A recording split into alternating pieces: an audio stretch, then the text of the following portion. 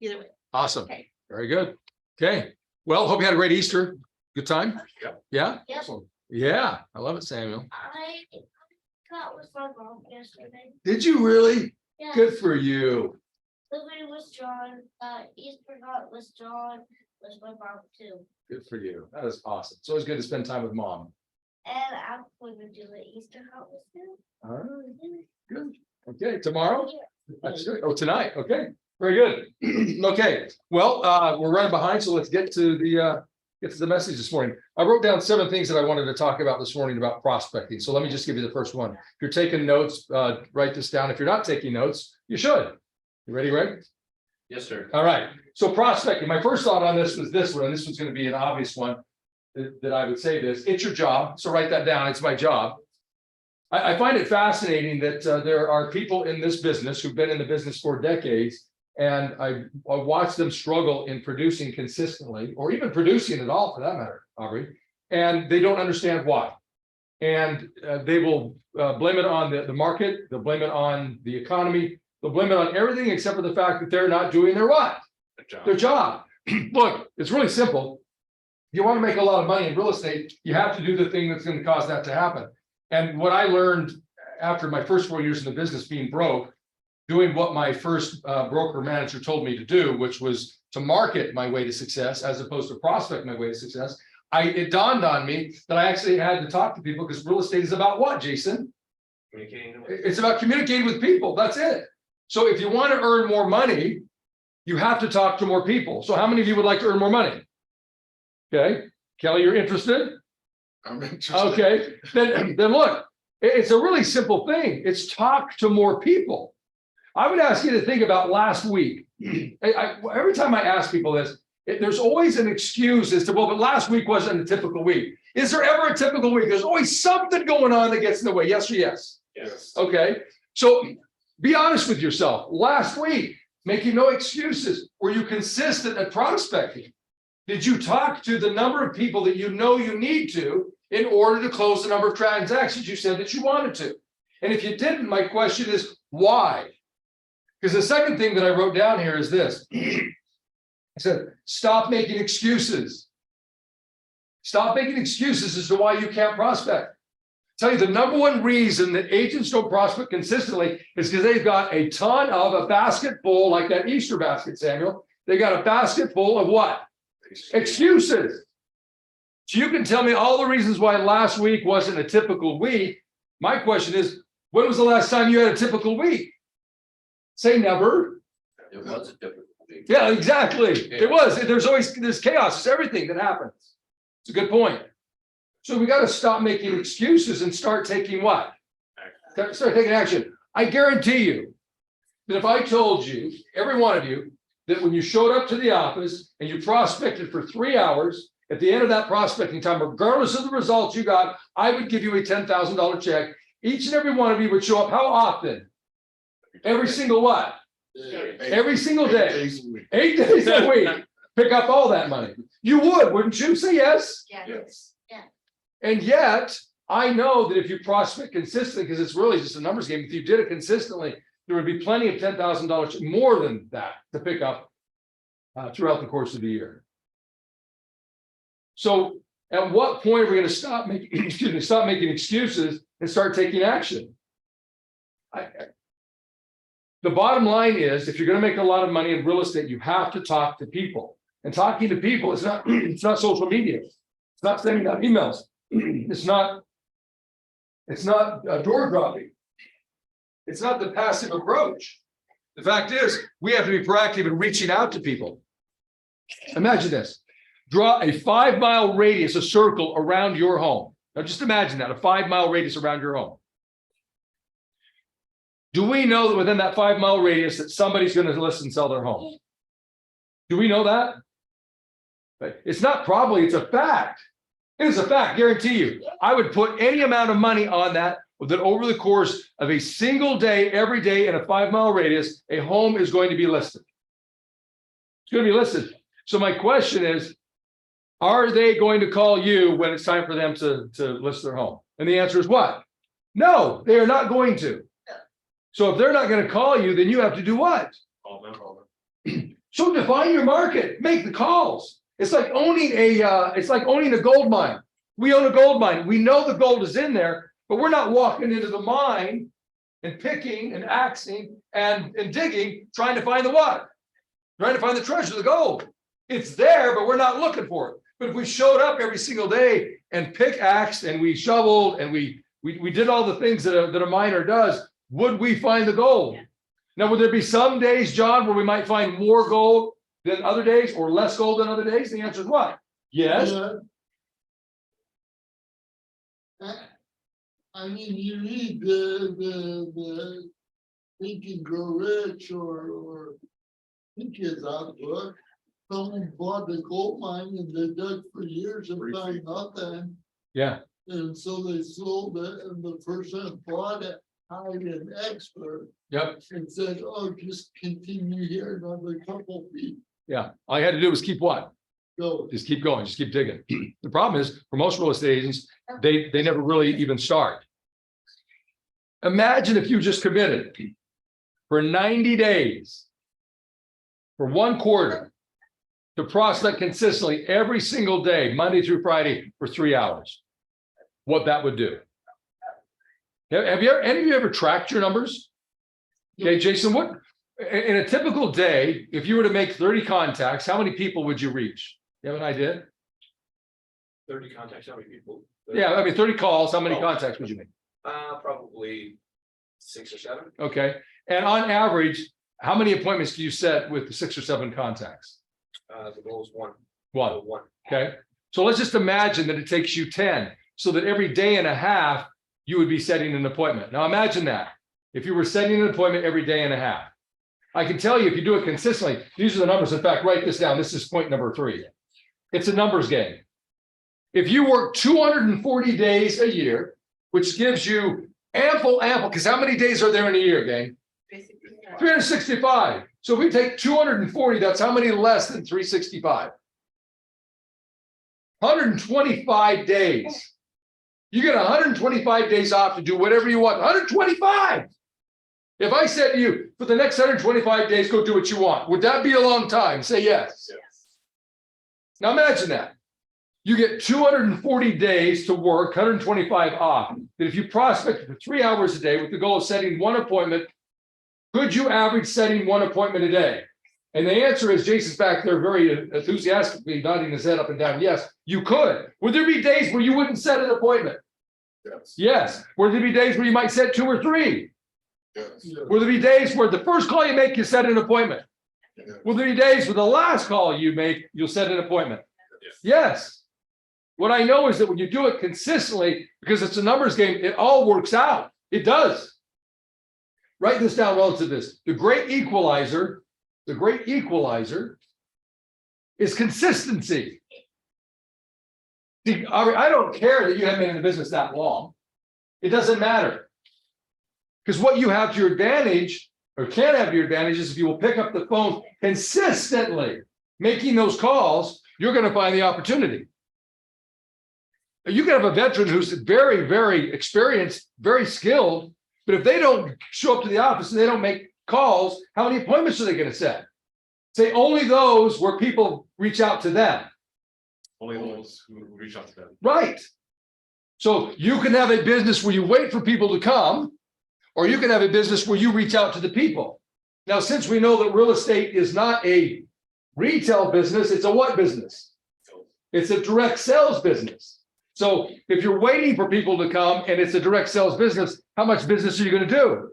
Not much. Not much. The average agent sells between 2 and 3 homes a year. Imagine trying to provide for your family on that income. Literally, it puts them in the category of poverty in the United States. And most real estate agents, unfortunately, in terms of their income on a national average, but that's where they are. Crazy, right? Say yes. Yes. So 240 days, you set 1 appointment a day. That's how many appointments for the year? 240. Okay. Now let's imagine that out of those 240, just off the top, 50% of them cancel. That leaves you with how many? 120. So you attend 120 appointments. Now let's assume that out of those 120, only a third of them actually list. That leaves you with how many? 40. Now let's imagine you take 40 contracts, listings or buyer broker agreements, and that those 3/4 of those end up in a closed transaction. That's how many closed transactions? 30. Now you take 30 multiplied by your average commission check, and you tell me if you would like to earn that amount of money. And I already know the answer. It's what? Yes. So then do your what? Job. Do your job. Stop making excuses. Recognize that it's a numbers game. Doesn't matter how experienced or inexperienced you are. If you just simply show up and do it, I promise you, it will work out because you own a what? A gold mine. It's out there. It's all out there. The gold is right there to see. You see it. The problem is you're not going to it and assaying it and see, is this worth anything? In other words, knocking on the door, picking up the phone and talking to them and finding out where they are. Point number next. Expect a yes. And don't be surprised when they say no. Expect a yes and don't be surprised when they say no. The number one reason that real estate agents, that possibly you don't prospect consistently, is because you're afraid that they're going to say what? No. You're afraid that they're going to say no. And you can't convince me otherwise that that's not why you don't prospect consistently. Because if you knew that every time you called somebody and they were going to say yes, how many times would you make that call? Every time. Unless it was generally truly somebody you didn't want to talk to, right? That conversation would be more painful than the guaranteed $10,000 that you knew you were going to get. So if you knew that they were going to say yes, you would pick up the phone every time. See, prospecting is all about mindset. The reason that we come up with all sorts of excuses as to why we can't is because we're afraid to what? To be what? Rejected. To be rejected. Because the number one human need is what? Acceptance. Because if we're not accepted, we're rejected, we're alienated, and our reptilian Cro-Magnon Visigoth brain says that if I'm rejected, ultimately I'm going to be what? Dead. I'm going to be dead, and I don't want to be dead. My question for you is, how many of you have ever been killed by prospecting?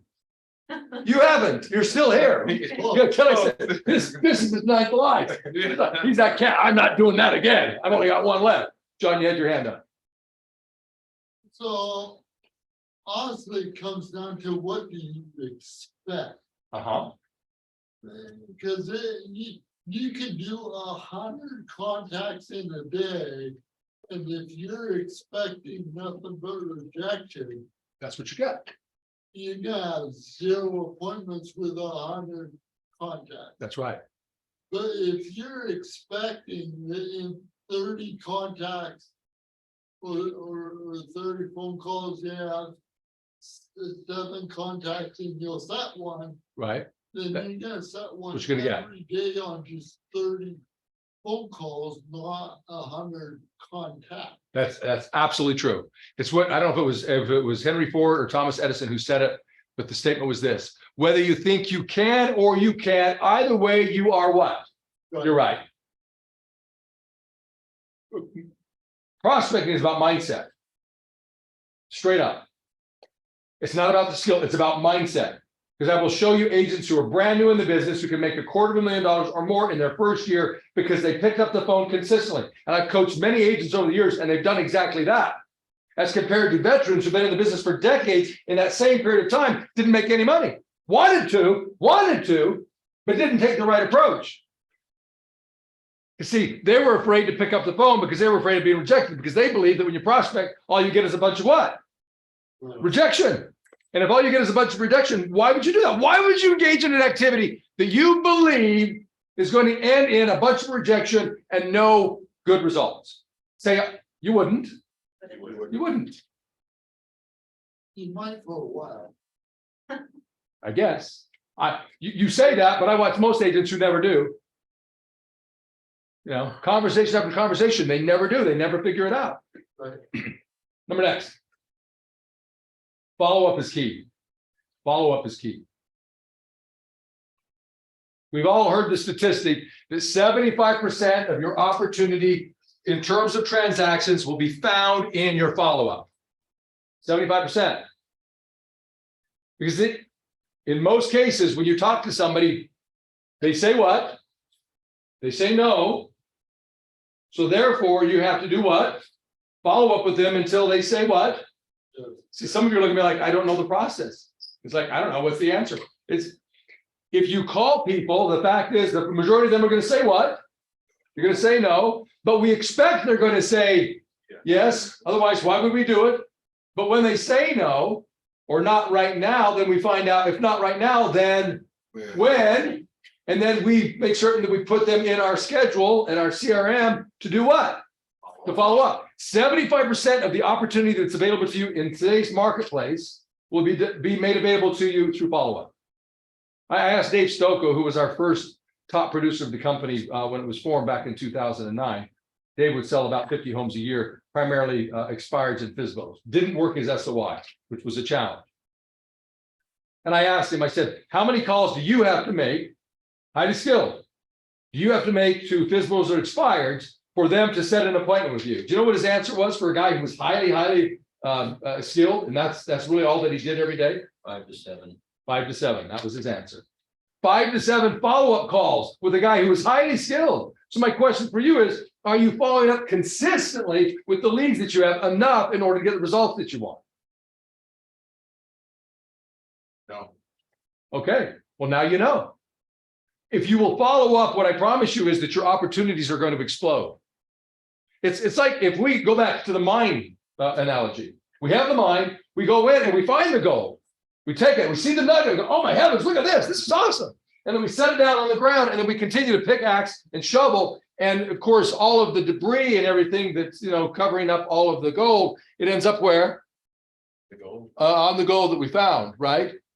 Well, that's what we do in real estate. We'll get a lead, and then we set it down with the intention of doing what with it? Following up with it. And then we go on about our days, and then we do what? We forget that it was there.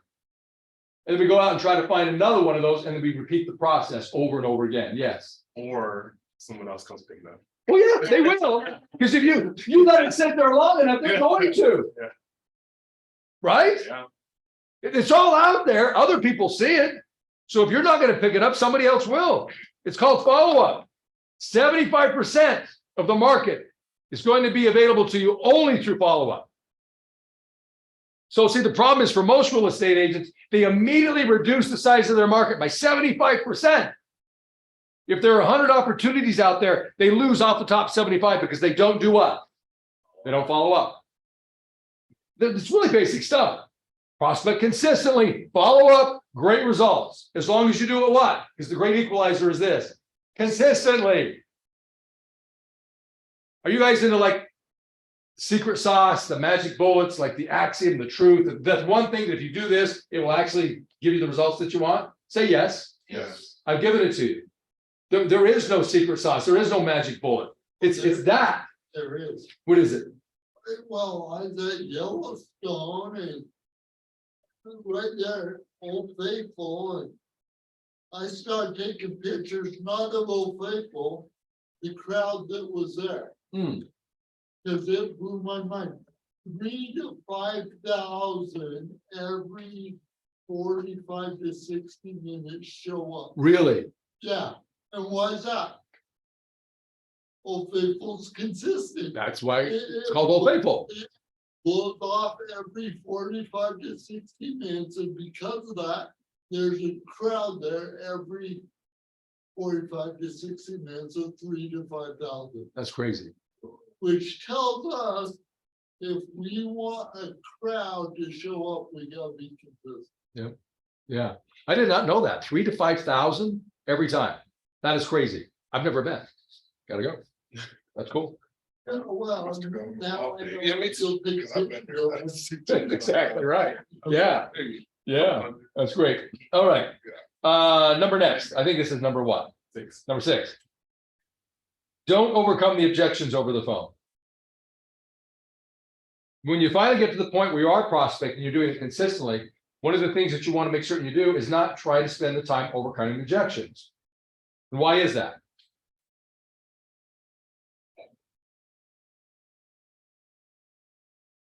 Because you want to meet with them. Okay, want to meet with them?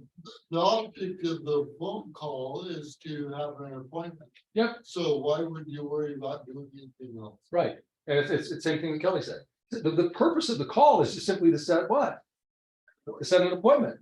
If you're getting objections, what does that tell you at that point? What's the most obvious thing? They need a resolution.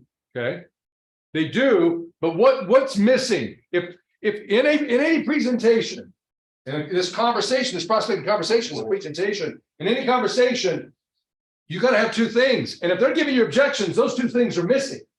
Value report. Value and rapport. If you're getting objections, it tells me that you don't have enough value or rapport at that point in the conversation. So what's the number one thing that you can do to build rapport and offer value? Is it try to overcome the objection? No, that is not. That's not the answer. What's the number one way to build rapport? Ask questions. In other words, discover. So discover what their concerns are. That's all we need to do. Discover what their concerns are. Dale Carnegie, let them talk. Let them talk. Let them tell their story. Let them express themselves. Let them give you the answers as to what should be talked about, what should be focused on. And then once we know that, then I'm just simply going to say, that's the very reason we need to get together, so we can talk about those things, so I can address your concerns. So what would work best for you, an afternoon or an evening? Right. The better we are at overcoming objections to a great presentation, in other words, building rapport and value, the more likely it is we're going to set an appointment. I'm not looking to give my presentation or to have that full conversation over the phone. It's not the time or the place for it. The best way to actually build rapport and value is to do it how? Face to face. But in lieu of that, until we can actually do that, because I have to set the appointment, is to make sure that I'm just asking a lot of questions, to discover a lot of information, to then close them for the appointment. Don't try to overcome the objections over the phone.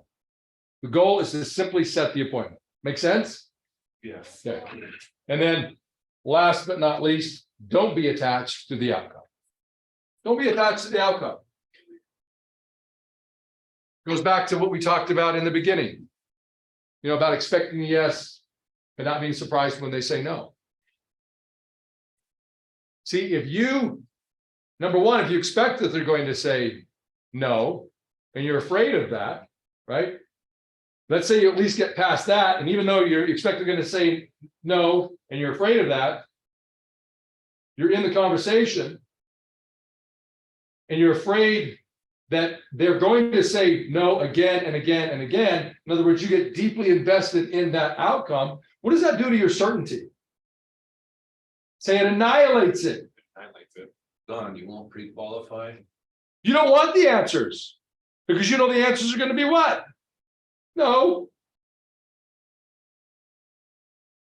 The number one rule in one of the most important rules in negotiating, don't be attached to the outcome.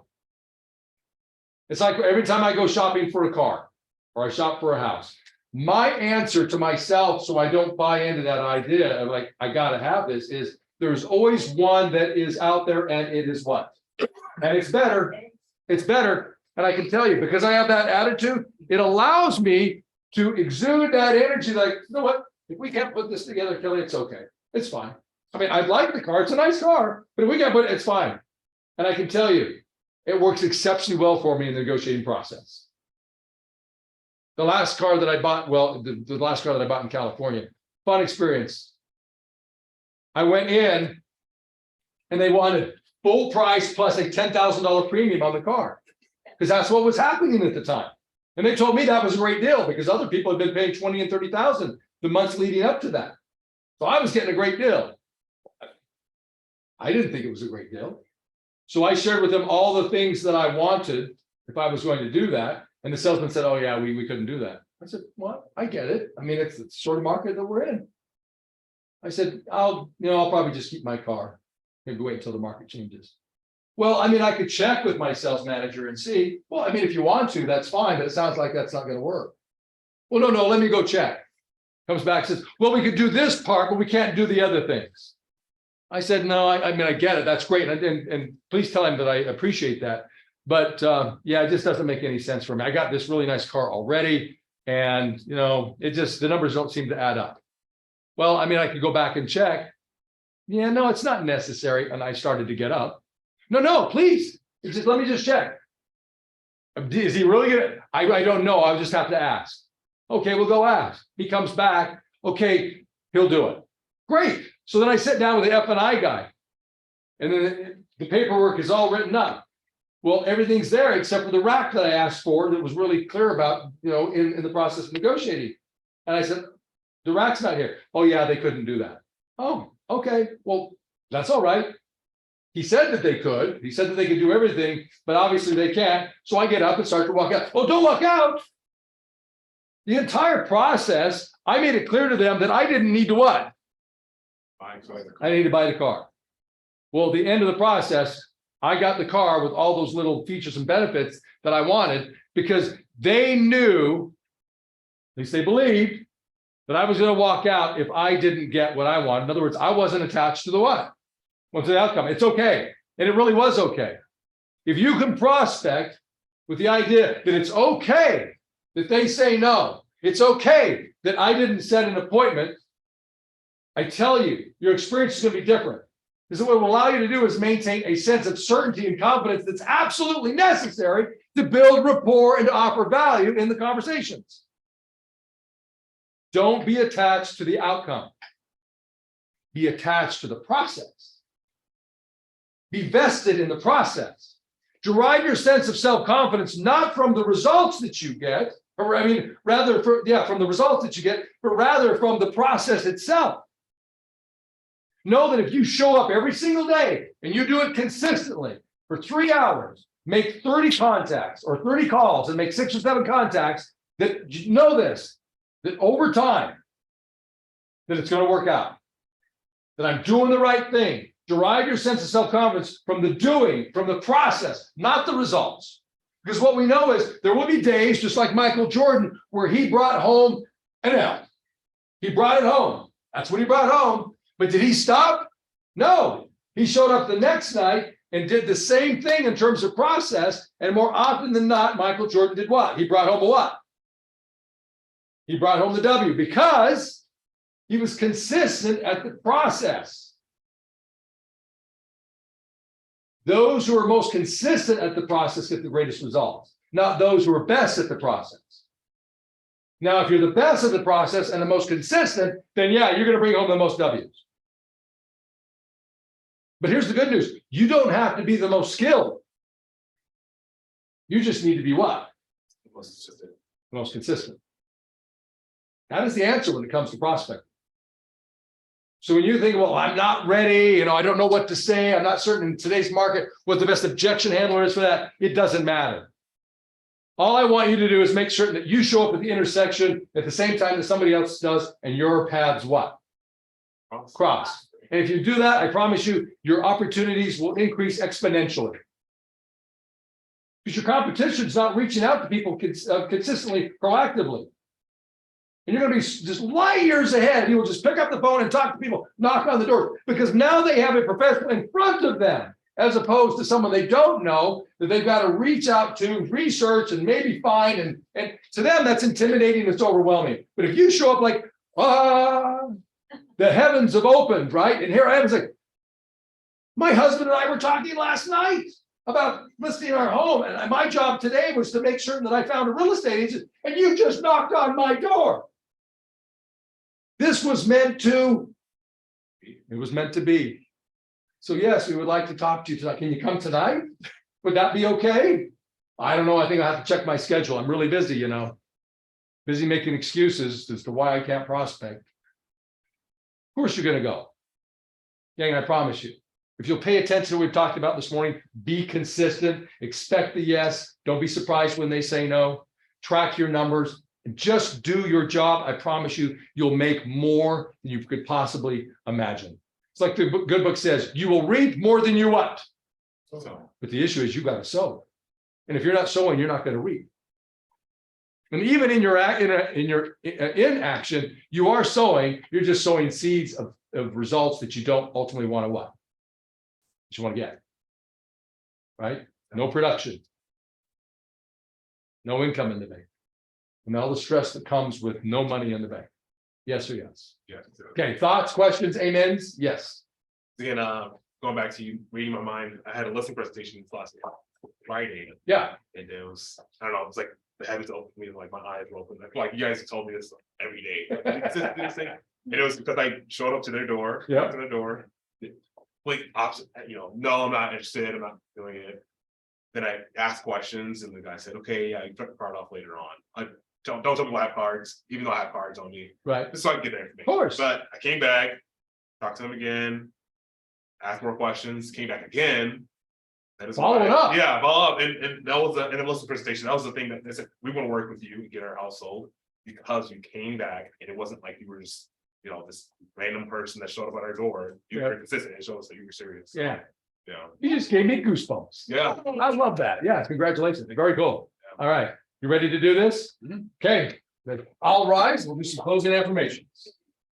Again, those of you online, great job on joining us.